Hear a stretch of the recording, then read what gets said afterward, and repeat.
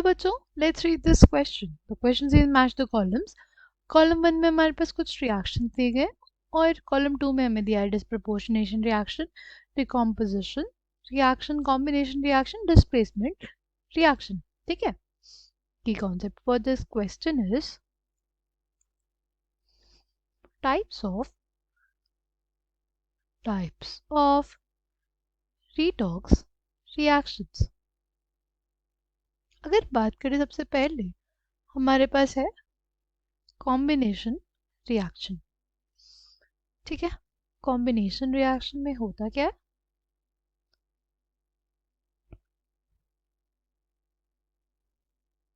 सी combination reaction कुछ ऐसे दिखते हैं. हमें ए प्लस बी गिव्स अस सी.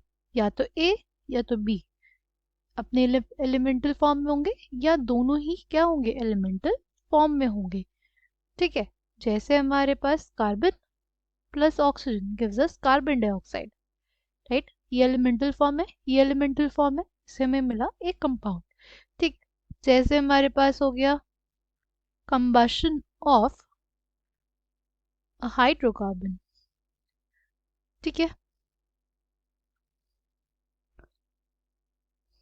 ये हमारे पास हो गया एक क्या, कॉम्बिनेशन रिएक्शन. बिकॉज इसमें ये तो एलिमेंटल फॉर्म में नहीं है पर ये हमारे पास एक एलिमेंटल फॉर्म में.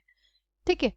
कॉम्बिनेशन रिएक्शन में या तो ए या तो बी या दोनों ही एलिमेंटल फॉर्म में प्रेजेंट होंगे और मिलके क्या बनाएंगे, हमारे प्रोडक्ट्स बनाएंगे.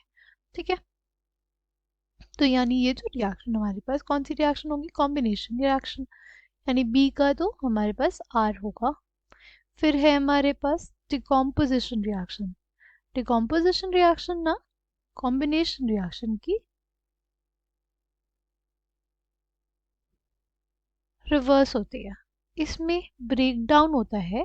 इसमें बेसिकली ब्रेक डाउन होता है कंपाउंड का, राइट, इनटू टू और मोर कंपोनेंट्स. यानी बी से अगर हमारे पास सी प्लस डी बना तो ऐसी रिएक्शन को हम लोग बोलेंगे डिकम्पोजिशन रिएक्शन. राइट. जैसे यहाँ पे KClO3 को हीट किया जब हमने तो KCl और O2 बना. राइट. इसमें क्या होता है, ब्रेक डाउन होता है किसी कंपाउंड का टू गिव अस टू और मोर प्रोडक्ट्स. राइट. यानी डी हमारे पास क्या है, डी डिकम्पोजिशन रिएक्शन है. यानी बी का आर और डी का क्यू. ठीक. अगर हम लोग नेक्स्ट की बात करें, नेक्स्ट है हमारे पास displacement reaction. Displacement reaction, displacement reaction क्या होता है, डिस्प्लेसमेंट रिएक्शन में बेसिकली हमारे पास जो हमारा एक कंपोनेंट होता है वो दूसरे कंपोनेंट को, एक कंपोनेंट क्या करता है, दूसरे कंपोनेंट के उसके कंपाउंड से डिस्प्लेस कर देता है. राइट. यानी हमारे पास AC बन जाएगा और B हमारे पास निकल जाएगा. ठीक. ऐसी कौन सी रिएक्शन है, यहाँ पे देखो V2O5 के साथ कैल्शियम का रिएक्शन कराया. राइट. ये वैनेडियम की क्या थी, ऑक्साइड थी. जब कैल्शियम से ट्रीट कराया, कैल्शियम एक मोर रिएक्टिव मेटल है, इस वजह से उसने क्या किया, वैनेडियम को उसकी ऑक्साइड से डिस्प्लेस कर दिया और खुद ऑक्साइड बना लिया और यहाँ पे हमारे पास वैनेडियम मिल गया. ठीक है. ये कौन सी रिएक्शन हुई, ये डिस्प्लेसमेंट रिएक्शन हुई. यानी A का S. अब लास्ट हमारी बची disproportionation reaction. Disproportionation disproportionation reaction is basically the reaction in which an element present in certain oxidation state, an element present in certain oxidation state is oxidized and reduced, is oxidized and reduced simultaneously. हमारे पास एक element का जो एक certain oxidation state में है उसका reduction और oxidation simultaneously हो. राइट. उसी को हम लोग बोलते हैं डिस्प्रपोर्शनेशन रिएक्शन. यहाँ पे P4 में जो फॉस्फोरस की ऑक्सीडेशन स्टेट है क्या है, 0 है।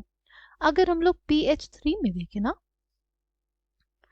तो क्या हो जाएगा, हाइड्रोजन हमारे पास इलेक्ट्रोपॉजिटिव होगा, राइट। तो X+3 इज इक्वल टू 0 हो जाएगा, यानी फॉस्फोरस की ऑक्सीडेशन स्टेट क्या हो जाएगा, -3।